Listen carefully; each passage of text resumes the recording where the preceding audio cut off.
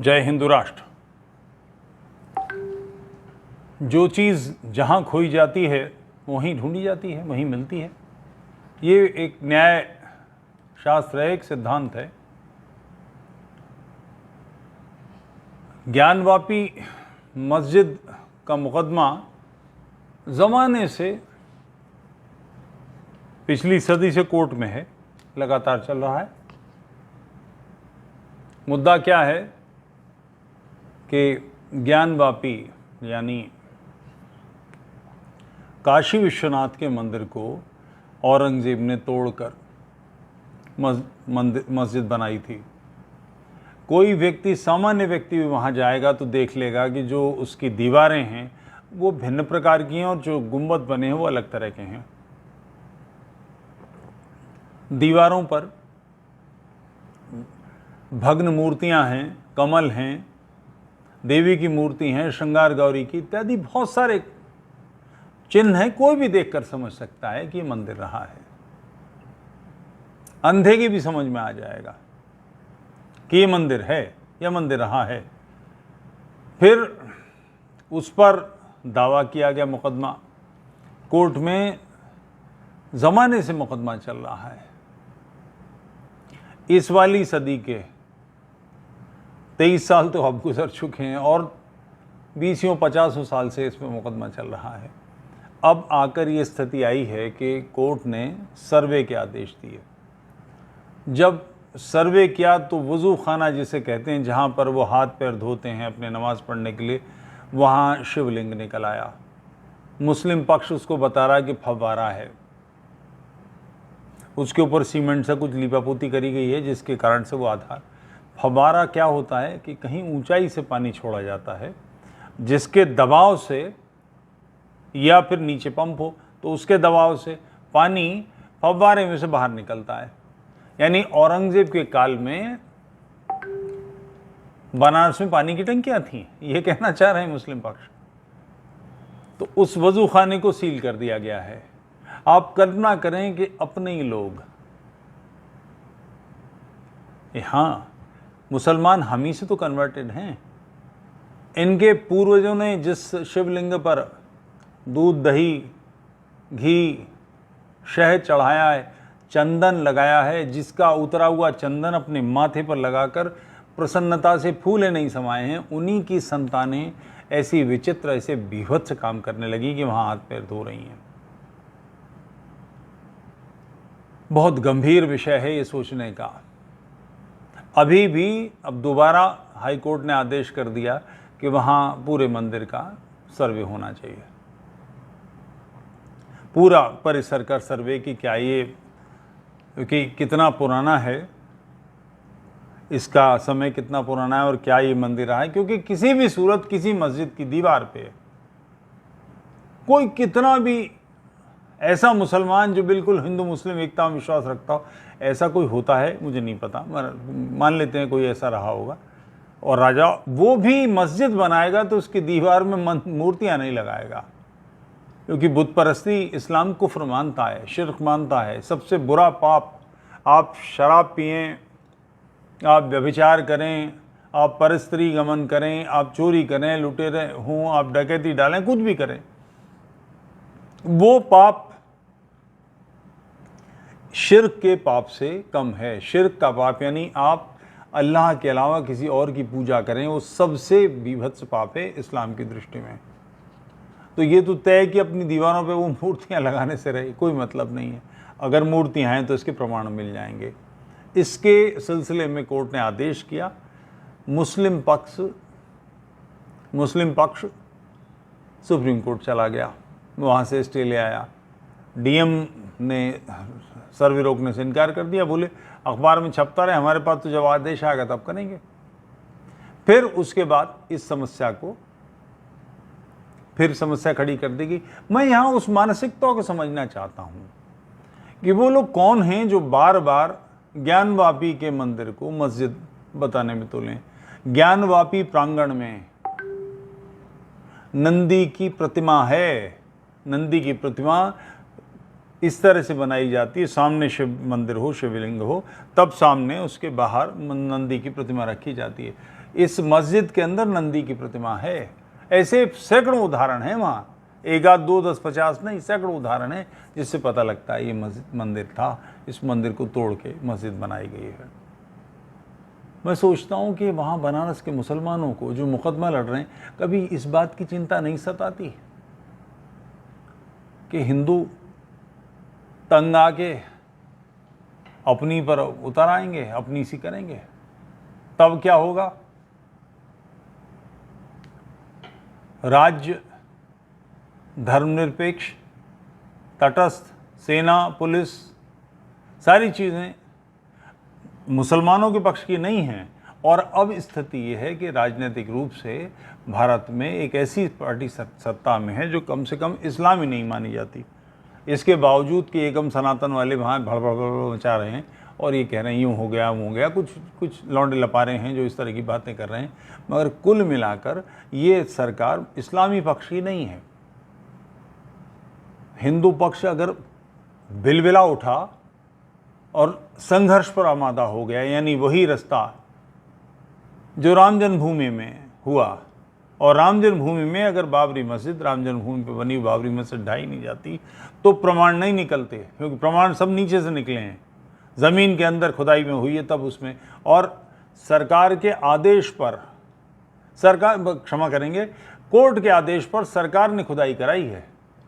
Court का आदेश था कि लेबर में आधे मुसलमान हूँ, आधे मुसलमान रखे गए, मुस्लिम अधिकारी खान और ये सब लोग थे, और उन्होंने उसमें कसौटी पत्थर के खंभे और भगवान बाराह की मूर्ति, या बाराह की मूर्ति बेसिकली सूअर की मूर्ति मानेंगे मुसलमान, तो मस्जिद में सूअर की मूर्ति रखते हैं मुसलमान। ये सारे प्रमाण निकले। फिर उसके बाद अकाट्य आदेश आया सुप्रीम कोर्ट का, और जिन जस्टिस ने फुल बेंच थी, जिस फुल बेंच ने ये आदेश दिया, उसमें एक इस्लामी मुसलमान जज भी था। सब ने एक मत से प्रमाण दिया कि ये जगह राम जन्मभूमि मंदिर है, बिल्कुल स्पष्ट, कि जिसमें कल को कोई विवाद करने का, कोई टांग खींचने वाला पक्ष ना हो कि बोले हम भी हैं, ये ना हो जाए। साफ साफ आप आमंत्रण दे रहे हैं क्या ऐसी स्थिति के लिए? आप चाहते हैं कि भारत के लोग आपके से दूरी बरतें, आपसे व्यापार न करें, आपसे माल न खरीदें। आप आर्थिक रूप से अपने बहिष्कार को निमंत्रण दे रहे हैं। रोज़ कोई ना कोई वीडियो आता है कि वहाँ खाने में थूक रहा है, कोई फलों पे पानी कुल्ला कर रहा है। इस किस्म की हरकतें क्यों करते हैं? और ये कोई नई हरकत नहीं है। सुन्नी नॉर्मली कहते हैं कि शिया थूक के पानी पिलाते हैं।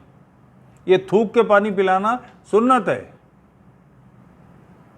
आप इस किस्म की बातें कैसे कर सकते हैं किसी सभ्य समाज के बीच में रहकर?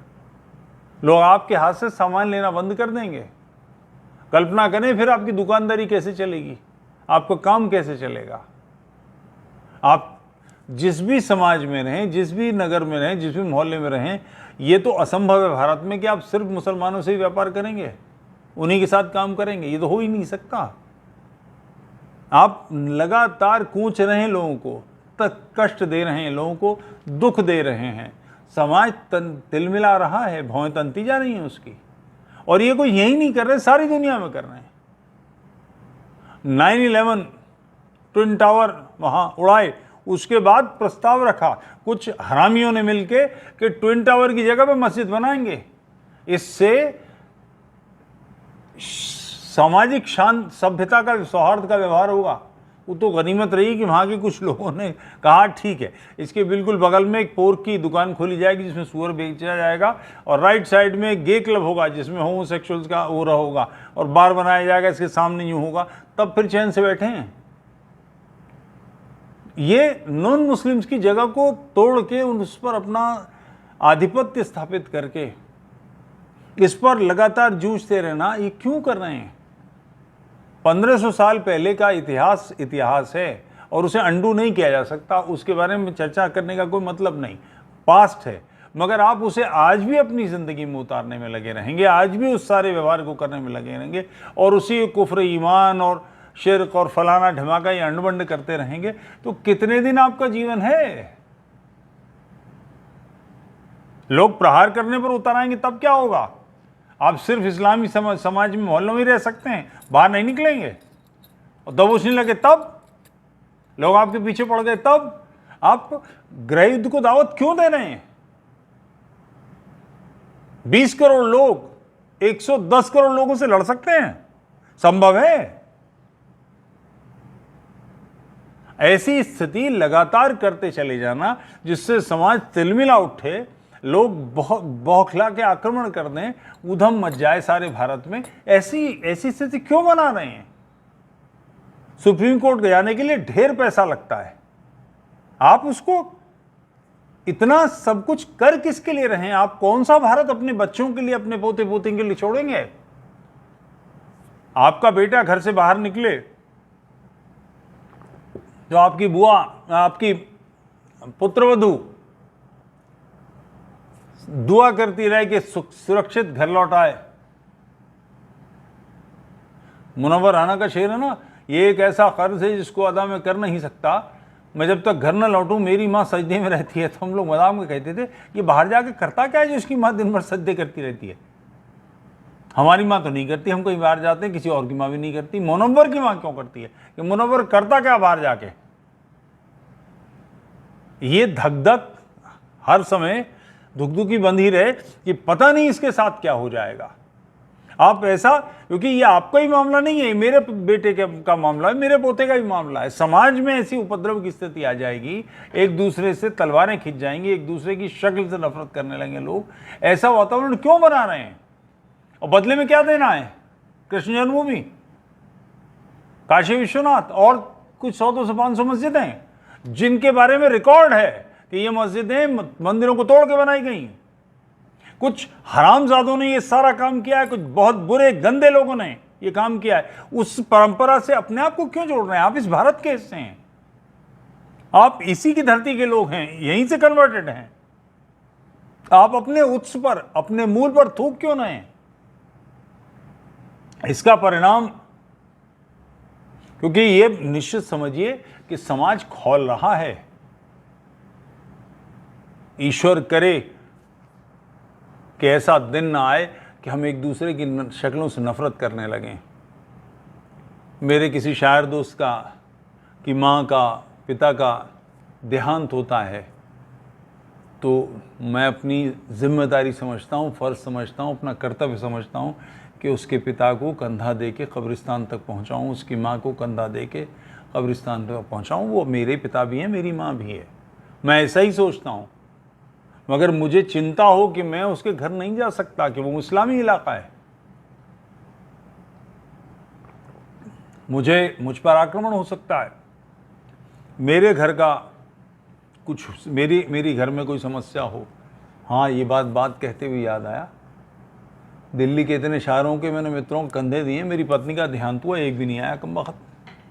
इरशाद तो मेरा बेटा है, शागिर्द है, वो ज़रूर आया, बाकी कोई नहीं आया, ये पक्की बात है। फ़ोन बाद में आया, तुफैल भाई आएंगे, तुफैल भाई आएंगे, मगर आए नहीं, ये बात है। खिंचाव हो गया है, बढ़ गया है, पहले ऐसा नहीं था, नहीं तो 15 दिन में इन सब से मुलाकात होती थी, अब ज़रा सा दूरी बरतने लगे हैं। तो हम राष्ट्र को कहाँ ले जाना चाहते हैं? भारत की क्या स्थिति करना चाहते हैं? बहुत गंभीर विषय, कृपया इस पर गंभीरता से सोचिए। इसमें बहुत कुछ करनी नहीं है, केवल इतना है कि आप अपने आप को पीछे हटा लीजिए। वामपंथी जो चंडाल पार्टी आपकी तरफ से अंड-बंड बातें करती थी, अब उसकी कोई गत नहीं रही है, कोई सुनने वाला नहीं है अब उनकी बातें। आपकी बेहूदगी को कोई भी पक्ष अब स्वीकार नहीं कर रहा है। बहुत अच्छा होगा, आगे बढ़ के खुद कहिए कि ऐसी प्रत्येक मस्जिद, वो अजमेर में है, इंदौर में है, धार में है, भोजशाला इत्यादि 20, 25, 50 हैं ऐसी इम्पोर्टेंट, और बड़ी हो जाएंगी। वो हमारी संभल की मस्जिद है, उसमें तो मैंने स्वयं घंटा टांगने की जगह देखी है, कोई भी देख सकता है। अपनी तरफ से कह दीजिए कि ले लो, झंझट खत्म। क्योंकि इस मानसिकता में कि शिर्क को ख़त्म करना है और हम तलवार चलाने के लिए बने। ये जो तलवार है ना, अब ये गदका और ये सब चलने वाली चीज़ नहीं है, इसका कोई मतलब नहीं रह गया है। इस मानसिकता से बाहर आइए। व्यक्तिगत पौरुष इस प्रकार का, जिसे उपद्रव के अलावा और कोई संज्ञा नहीं दी जा सकती, ये कितने दिन चलेगा? सभ्य समाज जैसा होता है वैसे बनिए, लफंगई से बाहर आइए। एक बार ये काम करके देखिए, आप देखिए कितना बड़ा बदलाव आता है भारत में। भारत में विश्व शक्ति बनने की क्षमता है, उस तरफ बढ़ रहा है, मगर एक पैर में उसकी बेड़ी पड़ी है जिसे खींच कर चलना पड़ रहा है। इन बेहूदगियों से उसे मुक्त कर दीजिए, आप स्वयं पाएंगे कि वो तेज चलने लगेगा। तेज चलने का मतलब आप सबको, मुझे, हम सबको लाभ होना है, कोई एक तरफा किसी कुछ लोगों का नहीं होता। इस मामले में गंभीरता से विचार कीजिए। ज्ञानवापी को मस्जिद बना के कितने दिन लड़ लेंगे? साल 2 साल और, फिर क्या होगा? और बाहर आइए सबसे।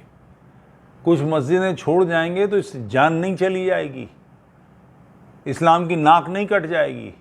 आप हमारे ही लोग हैं, अंदर के ही लोग हैं, जो जिनके पूर्वजों को दबाव डाल के, जजिया की दिखा के, तलवार के जोर से वगैरह वगैरह जो भी कारण रहे हैं, आपको कन्वर्ट किया गया है।